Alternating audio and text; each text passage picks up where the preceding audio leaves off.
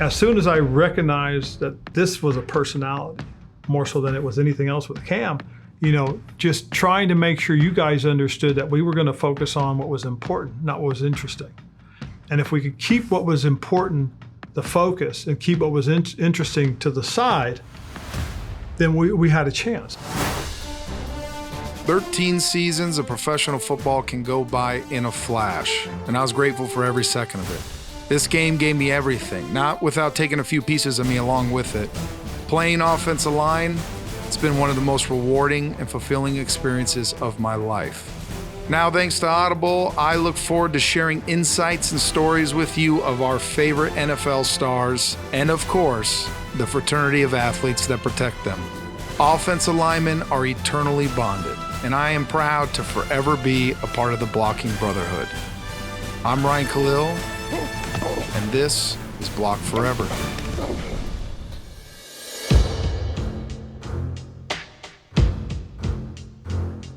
Thank you for joining another episode of Block Forever.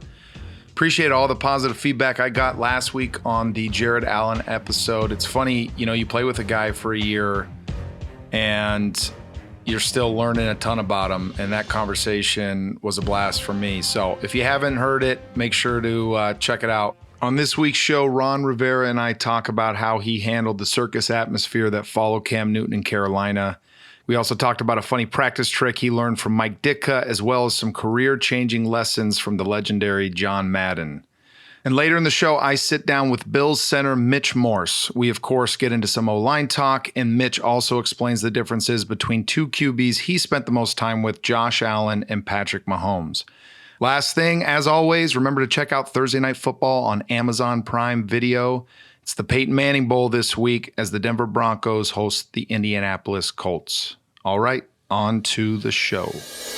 My first 4 years in the National Football League, I had the great John Fox as a head coach. I learned a lot from Coach, but unfortunately, our last year together, we only won 2 games. And as you know, this is a what have you done for me lately league. That staff was fired. On to Coach Ron Rivera, legendary linebacker for the '85 Bears.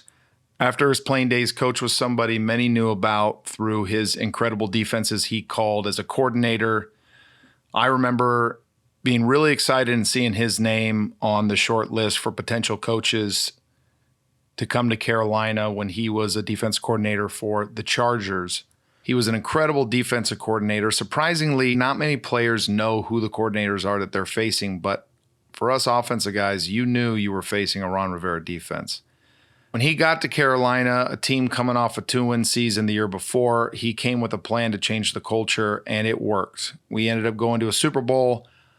I don't quite remember what happened in that game, but I'm sure it all worked out. Enjoy my conversation with one of my favorites, the all-time great Ron Rivera. This show is called Block Forever. Yep. Obviously you've been around some pretty incredible players in your time, and I know all the linemen you've been around and admired, and something I've always admired about you and our time together in Carolina is how much time you spent in the offensive line group. But talk about just that group in general and as a head coach and building a team, the importance of that group for you. The one thing I've always believed, and it did start when I was with the Bears, is that the heartbeat, the real soul of your team, I think, is found in the offensive line, not the defensive line, not your middle linebacker, and heck, not even your quarterback. Because as your offensive line goes, so goes a lot of the other positions. The quarterback can't function without being protected. The runners can't run without a crease. Receivers can't get the ball if the quarterback doesn't have time. If the offensive line is bad, the defense is going to have tremendous stats. And so I've always thought if there was a group that I had to learn to appreciate and really love, it was the offensive line. And for me, it started in Chicago. You look at some of the greatest teams in the game, and obviously you played on one of the best, and you coached some great ones as well. The common thread is a great offensive lineman. I mean, this place here has one of arguably the most famous lines ever in the Hogs. Yep. Do you think a lot of teams share that philosophy? And if so, then why isn't there more emphasis on building a team around an offensive line? Why does it tend to be more the quarterback spot or the skill positions or a great pass rusher? Because it's a big picture thing. It really is. If you really truly look at the big picture, you would recognize and see that the value of the offensive line is so important. To me, it is lost somewhere in the translation because everybody wants to see the highlights. Everybody wants to see the great throw, the great catch, the long run, but none of that can happen without the quality offensive line. But then people always say, well, if you get a center, a right guard, a left tackle, the offensive line becomes interchangeable.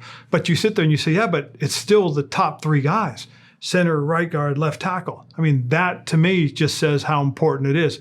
When 60% of a unit is that important, then to me, you should pay a little more attention to it. How do you get them? Do you in the draft or in free agency or both? Well, I think if you can, preferably, ideally through the draft. If you can find that guy in the draft and have him and be fortunate enough to have him for as long as we had you guys, then you're successful. Why? Because these guys are homegrown. And they're part of the unit that you can keep together for 7, 8, 9, 10 years. And if you can do that, you can repeat your success. I bet if you go back and you look at some of the great teams, the one thing they have in common is those three positions: center, right guard, left tackle. 60% of it they had probably for 5, 6, 7 years of that success together. And when I go back and look at it, that's what we had. Bigger philosophy, I've always wondered this, especially in today's league, because it feels like the room for error is so much smaller than it used to be. How do you balance the decisions you make as a head coach, as a GM, when you're building a team, when you're weighing short-term versus long-term success? It's very difficult. It is because, the salary cap has such an impact on you. It really does. And so trying to figure out what's the amount of money you're going to spend per position and position group. Because you sit there and you look at it and you go, well, yeah, if you do it by position, you go center, that's one whole thing. Guard, that's one whole thing. Tackle is another thing. Well, when you look at it and you sit there and from my perspective and say, okay, it's about a core. Mm-hmm. What are your core positions? Well, on offense, to me, it's center, right guard, left tackle, quarterback, one running back, tight end, 2 wide receivers. Okay, I mean that's my top 10 right there. Those are, but pretty much in that order. Mm-hmm. You have to have, to me, the center, quarterback, the guard, the tackle, and then go from there. If you don't have that, you're working uphill. You're trying to build it. I go back to Kansas City's opportunity to go back-to-back Super Bowl winners, and what was the one thing that they were missing in the Super Bowl game? An offensive line. Mm-hmm. Tampa Bay exploited the fact that this offensive line was patched together. Coach Reid had to go out and really just try to put guys on the field because they were beat up, they were hurt. I believe they were -3 starters, mm-hmm. And so you were looking at a team that was trying to win without being able to protect their quarterback, and it was so hard. One of my favorite sayings is impose your will, mm-hmm. And to me that's running the ball when they know you're going to run the ball, mm-hmm. but yet you're still successful. You played outside linebacker. How big was the biggest offensive lineman you were probably on average hitting? I would say probably the biggest guy was Keith Van Horn was one of the biggest. He was right at probably 6'6", probably about 285, 270, somewhere in there. And that was big. Was a massive guy. If you had a 300-pounder on your team, that was a big deal. And we had one in William Perry. And by the time I left, we probably had about 5. But at one point, it was like, if you had, it was a big deal that you had a 300-pounder. Yeah, it's funny. The offensive line kind of evolved too, where in the 90s, you started, like the Cowboys started setting a trend where you had massive guys that nobody weighed under 320. Mm-hmm. I mean, they were enormous. And then it kind of went back, the Chiefs and the Broncos, Colts. Some of that zones, and yep. Colts, some of the zone stuff, they started going back to guys who were quick and can move and were athletic. And now it's kind of like there's like a hybrid of both now. Yes. It's kind of all over the place. I think what's happened too has been the evolution of football. I mean, we've gotten away from running the ball. Mm-hmm. And what everybody wants is they want these big, fast, athletic guys. Well, that's coming from college football. Mm-hmm. And when you look at it, in college football, everybody runs zone. Everybody runs zone read. Everybody runs RPOs. and you sit and you talk to coaches and say, well, God, why do you guys, everybody, well, it's easier to coach. And I said, well, yeah, but, Yeah. guys aren't being trained. That's interesting. So how do you go about that? Like how are coaches, especially guys who've been around a long time and old school guys who have old school philosophies, how do you balance those changes when those changes are trickling up towards you? Because it felt like for a long time it was the NFL set what the standards were and it trickled down, and now it's coming up the other way. Well, I think because people, for whatever reason, seem to find that the only entertaining football game is when the score is 45-42. The art of a 13-10 victory is gone. We played a Monday night game a couple of years ago against New Orleans at home, and it was a 13-11 game. But yet it was one of the higher rated games that they had that year, and for that matter, in a few years. And it was great defense, had a lot of action. And it's one of those things, but it gets lost in the translation because, then you have the Chiefs against the Rams, and that was, 50-something to 50-something. And everybody thought, oh my God, what a game. But was it really a game, or was it a track meet? I mean, guys are running up and down the field catching balls, but what about the contact? What about the strategy? I mean, the game has evolved so much now that some people think that that's a good game. What about the evolution of stats and statistics and how that all plays into? I remember you used to always say figures lie and liars figure, especially during the times you got criticized for going for it on fourth and short and getting the moniker Riverboat Ron, which we all loved. Yeah. And never ever complaints from us. We were always like, hell yeah, go for it. But see, that was something I learned from John Madden. And one of the things that in my conversations with Coach, when I used to sit down with him and we would talk about it, and I remember one time he said to me, he said, I had this record of being 3-13 of games decided by 6 points or less my first 2 seasons. And so I was getting ready to go see Coach, and he says to me, hey, Ronnie, go back and look at those games. See if there's something you could have done differently. So I went back and I looked at those 13 games that we lost. And man, there were some things that just told me that there was a turning point, and it was not going for it on 4th and 1 or 4th and 2. Because you were going by the book. I was going by the book, exactly, right. and that's what I said to him. He said to me, he said, so I go see him and I say, I got this little report. I wrote a report about it. I said about those games, and he says, and I said, here, and he goes, well, that's not for me, that's for you. What did you learn? And I thought about it for a second. I said, well, honestly, I think I just did everything by the book. And he looked at me and he said, what book? I said, well, it's 4th and a yard and a half, and a great example was Buffalo. Mm-hmm. Instead of going for it and icing the game if we get it, we kick the field goal to go up by 6, but they drive down, score, kick the extra point, we lose by 1. And that really was the turning point, was understanding that, you have to take risk, you have to take calculated risk. But this is where it comes into effect, though.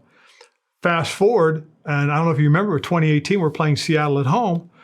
First series, we drive all the way down, get inside their red zone. We go for it 3rd and 1, they stop us. We go for it on 4th and 1, they stopped us again. And what was the margin of victory? We lost by 2. So if you go back and say, well, if you'd kicked the field goal at the beginning of the game, it was different.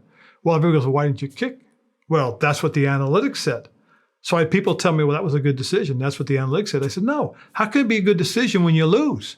Well, that's what you're supposed to do. Was it really what I was supposed to do, or was I just blindly following the analytics? Was I being told, hey, this is what your chances of winning are? But what if you're that 10% that doesn't win? What if it's not your time to succeed?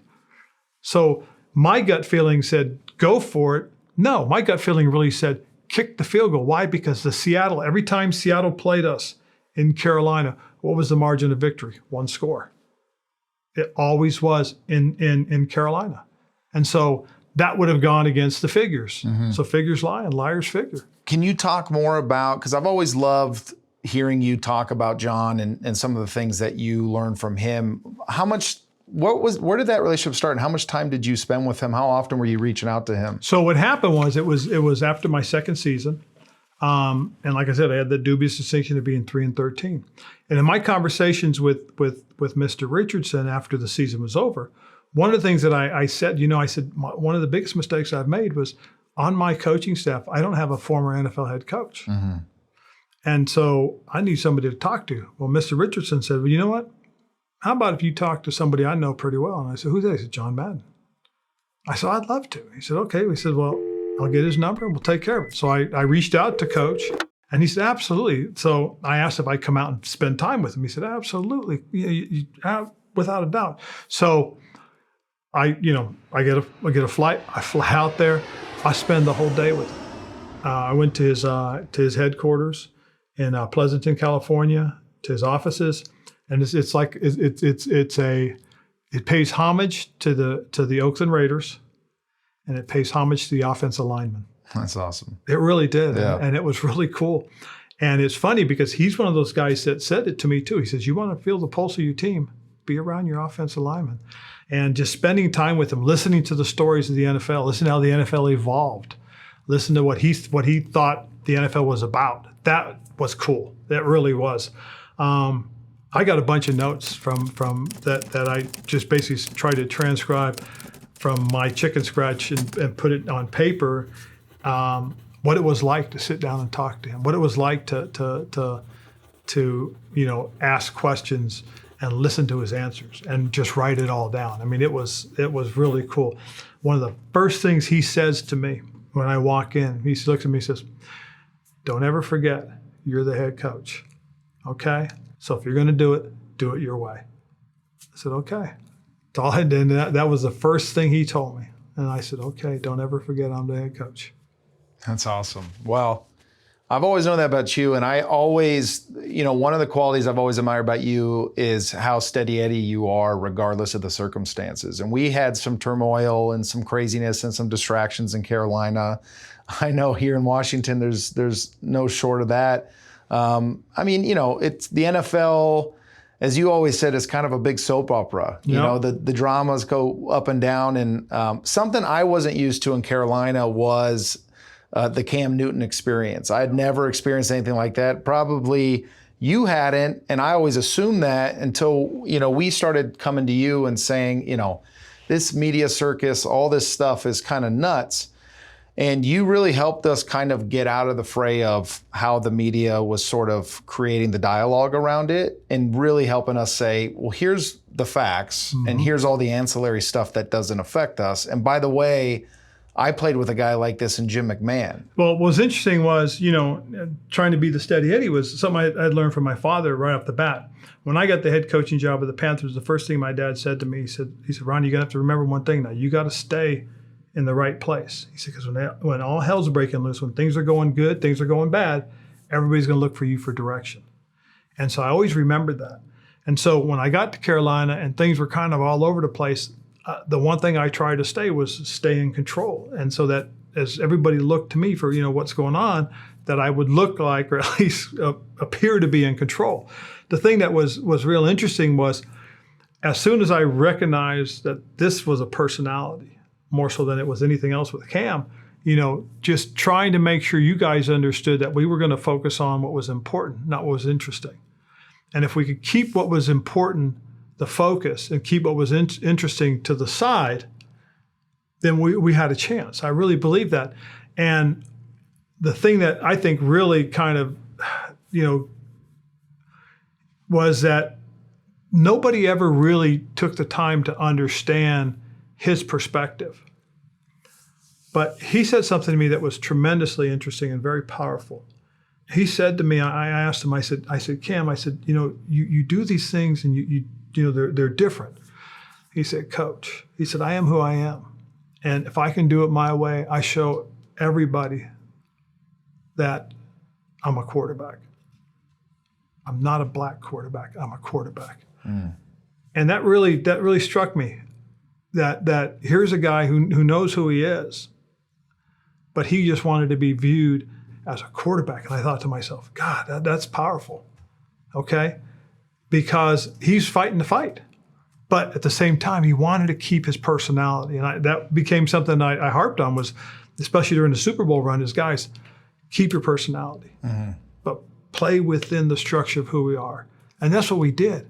And what one of the things that I always get at is when we were winning and you guys were celebrating and enjoying it, we never did the celebrate in the end zone thing.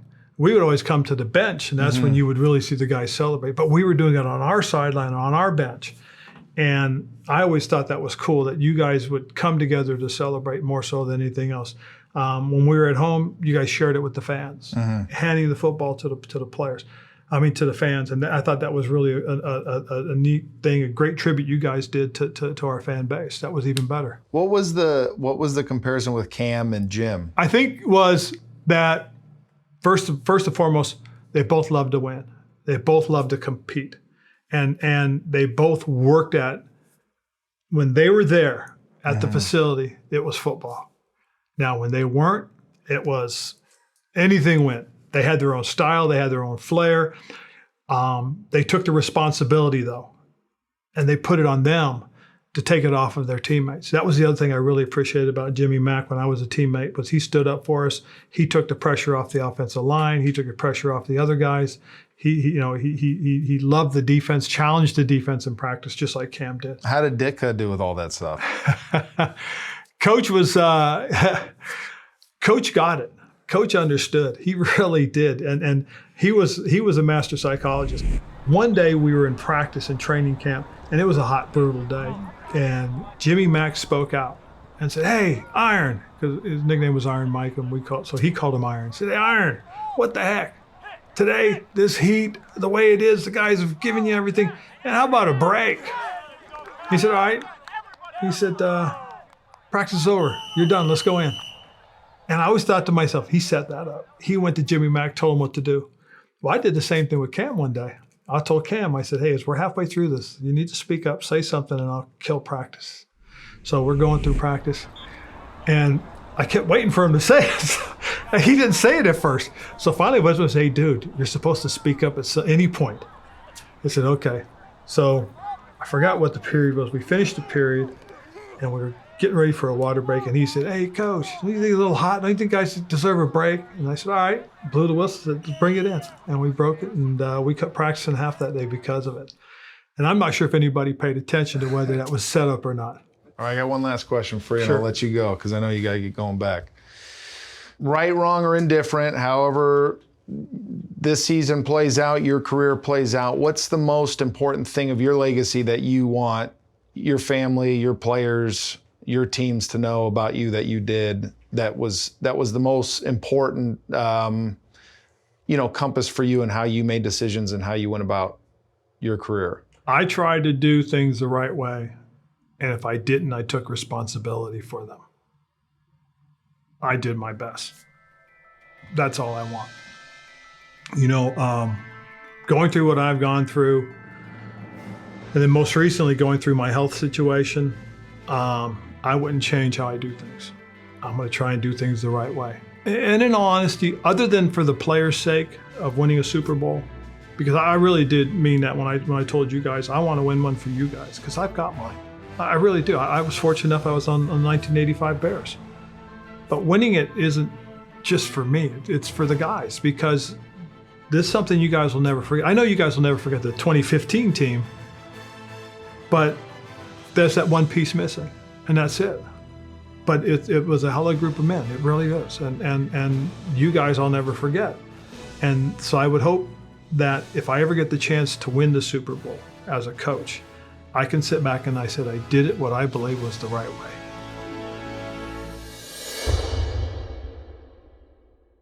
You can listen to Block Forever and other sports content on Audible. Audible is the home of storytelling, audiobooks, originals, podcasts, and more.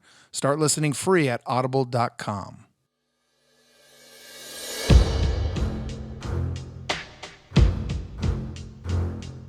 As a former player, you can't help but keep tabs on current guys playing your position, especially the standouts and stars. One of those players for me is Bills center Mitch Morse. He was drafted in 2015 by the Chiefs, and Coach Andy Reid immediately threw him in the starting lineup, snapping to Alex Smith, and then later, of course, Patrick Mahomes.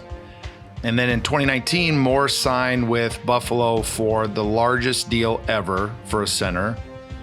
Not too shabby.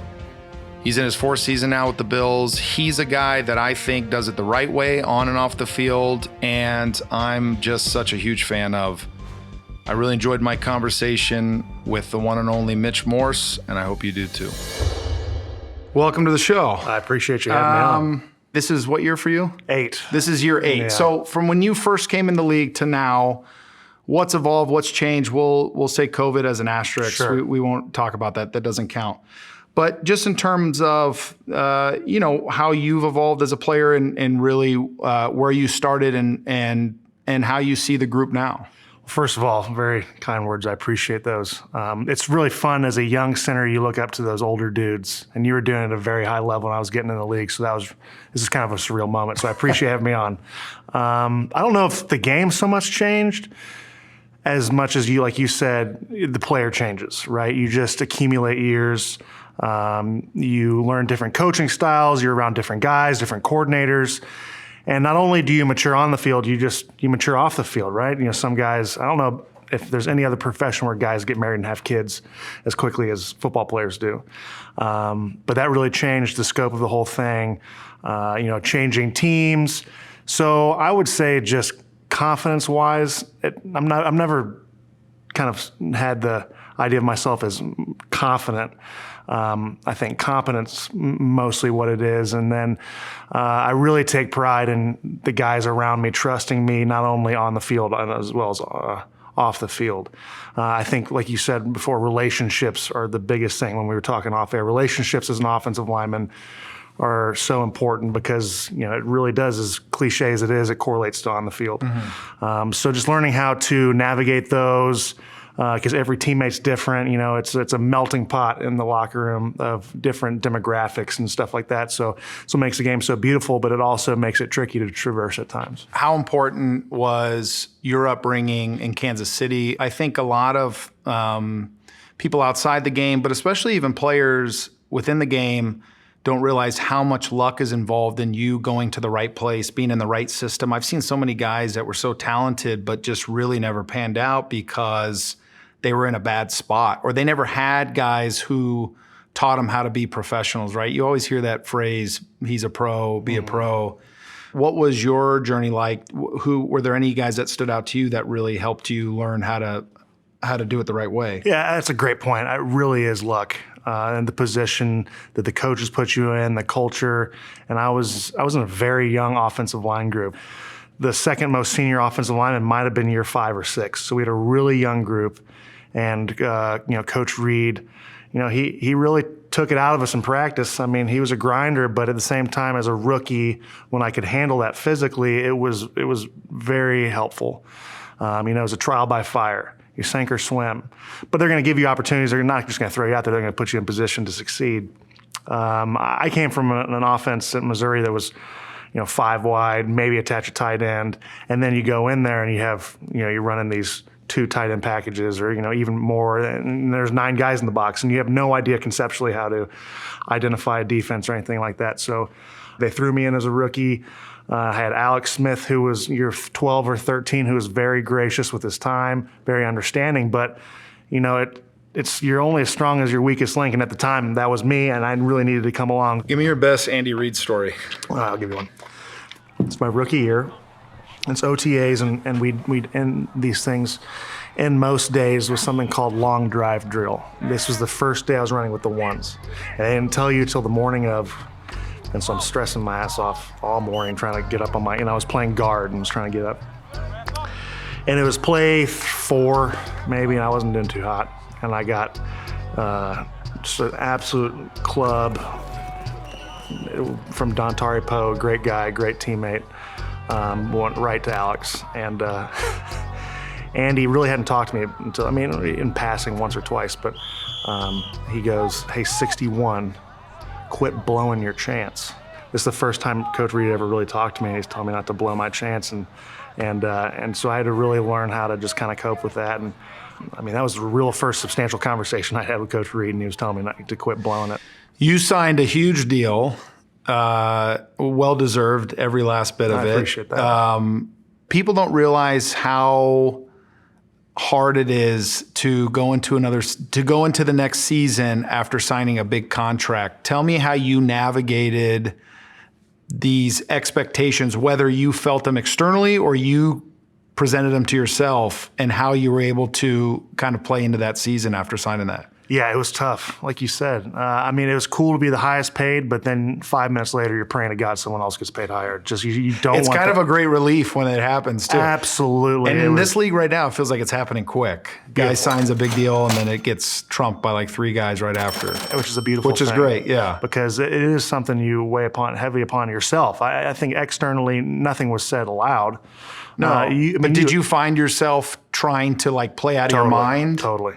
And so at what point and how do you kind of get back to level where you go, oh, they just want me to do what I've been doing. That's why they signed me. Yeah, it took a little bit longer for that to come about for me than it probably should have. Anxiety's always been something for me that I've had to handle, and I'm very open about it. And I've had to grow a lot. I think the transition from one team to another, it's tough. It's just, not only do you have to make relationships again, but you're coming in, signing this huge deal. Well, they're expecting something out of you. And right when I got here, I had to have surgery, and then I got dinged in training camp. So really my first ball was that week 1. And it was... And a new system. Like you take for granted your routine. You know all the same people. You have your routine. You feel comfortable. There's a certain level of comfortability you have with the playbook. And all of a sudden, it feels like a rookie again. You're having to prove yourself, but then you also have this tremendous pressure that whether you want it or not, it's coming from the media, the fan base, and then even internally. Totally. That's when I really rallied around my family. And my wife is my rock, as most good relationships are. You know what I mean? Hopefully you marry your best friend. In my case, I did, and very gracious for that. And it was a real trying time. I feel like for me, it's just being myself. They signed you for you. Now go be you. But at the same time, you're trying to do that while establishing relationships and the little things that people don't think about, like the training room, the equipment staff, all that, and then trying to be a football player. So it was a really interesting time in my life, but I wouldn't trade it for the world because I really am lucky where I'm at now and being given that opportunity to do that. You've been on some good teams. You've been on some bad teams. What in your mind is the common threads of those better teams, the teams that were more consistent, the teams that had the better locker room? Like, what are those for you? I think you need a QB, regardless of what you think your depth is anywhere else. The QB needs to be on point and confident and all systems rolling. Character plays a huge role, and I've always thought that you can have 1 or 2 guys who might be a little off in that regard just because they are just so freaky.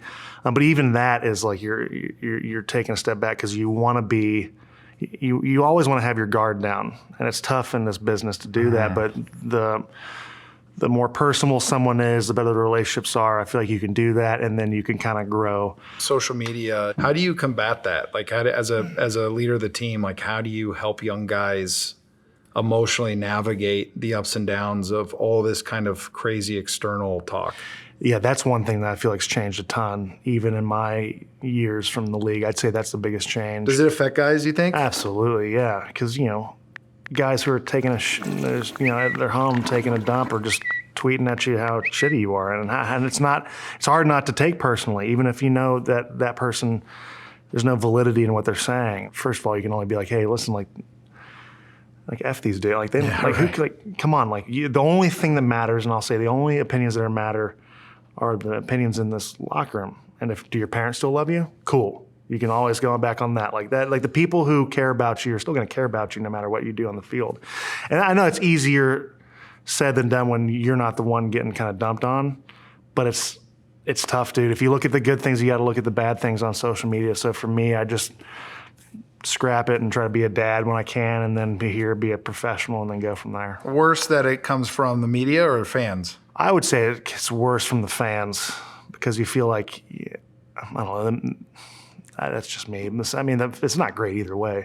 I delete my social media, my apps on my phone during the season. I did the same thing. That's hilarious. And it's a beautiful thing. It's the best, most freeing thing ever. And you realize, like, why don't I do this in the off season? Then you bring it right back, and you're in it, and then it's this huge, Anyway, so that's what I do for me personally, and all I can do is give advice.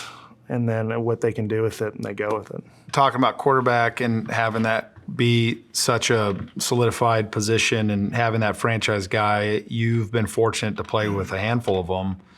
Can you talk to me about some of the differences of those guys and what you see that's similar and also maybe something that's unique to them? Yeah, I would say all the three that I can think of, Alex, Patrick, Pat, and then Josh, they are all very competitive guys. Now, that competitive spirit came out in different ways. I would say Alex's came out like the Holy Spirit, like he would just get so fired up on the field, and you felt it. It was charismatic, but at the same time, it would also permeate through the guys, and it would come out sporadically, but you could feel it. It was palpable. It was very cool. Pat, I've never seen a guy's life change from week 1 to week 17 like Pat's did when I was there in 2018. In terms of what? In terms of just like his like how he was perceived in the public, like just his lifestyle change, and not him, but how he was treated. And he's always been very genuine, very easy to talk to. One of the guys, always gracious with his time, even when he had that superstar status at the end of that year and won MVP after that rookie year, or his first season starting, and very cool, calm, and collected. And Josh, is this giant kid, great guy, the guy I've spent the most time with as well. And he's just like, first of all, he's everyone's best friend in that locker room, wants to have a relationship with everyone, and you couldn't ask for more in a quarterback. And he's a big guy too. Huge. I always saw him being a big guy in the field, but Yeah. I just saw him in person, and he's a lot, like his shoulders are a lot wider than I. He's like a tight end out there playing quarterback, and he's just got that killer instinct in him. I think when the pressure's on at the most, in those big situations, in the biggest games, he comes into the huddle and he's a calming factor. And it's, when a quarterback comes in and he's got a long play call and he looks at exactly what is pertinent to, trips right, fit, all this stuff. And you're like, okay, this guy's got confidence in the biggest moments, and we can feed off that. It's infectious. And you would just do anything for the guy. He's a wild spirit and just a great guy, a giver. Like his love language is giving. Yeah. Not only spending time, but presence and stuff like that. And he takes care of the guys for sure.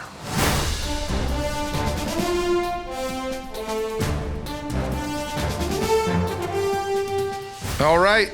Well, that's all for today. Huge, enormous thank you to Coach Ron Rivera and, of course, Mitch Morse. Part of what's cool about this show for me is I get to talk to people that I know but don't get to talk to enough. And also, I get to meet some great guys for the first time. This league is full of incredibly talented, good people, and I'm having a blast getting to know them better or for the first time, and I hope you enjoy it too. Next week, we're going to keep things rolling. We have a first ballot Hall of Famer and another absolute hero of mine. So make sure you tune in to Block Forever next and every Wednesday. And one last reminder, Thursday Night Football is Broncos versus Colts on Amazon Prime Video. That's all I got for you. Talk to you later. This has been an Audible original production of Block Forever, produced by Fresh Produce and Audiorama. Matt Waxman is our lead producer. Sound design and edit by Kenny Holmes. Our producers are Kenny Holmes and Matt Schrader. Production assistant Ben Gerstel. And our talent booker is Kristen Dunn. For Audible, executive producer Pat Shaw. For Audiorama, the executive producer, well, that's me, Ryan Kalil. For Fresh Produce Media, executive producers Colin Moore, Joe Killian, and Jason Ross. Head of production, Elena Bovitz. Our supervising producer is Jamila Zara Williams. Production coordinator, Henry Koch. And our production manager is Herminio Ochoa.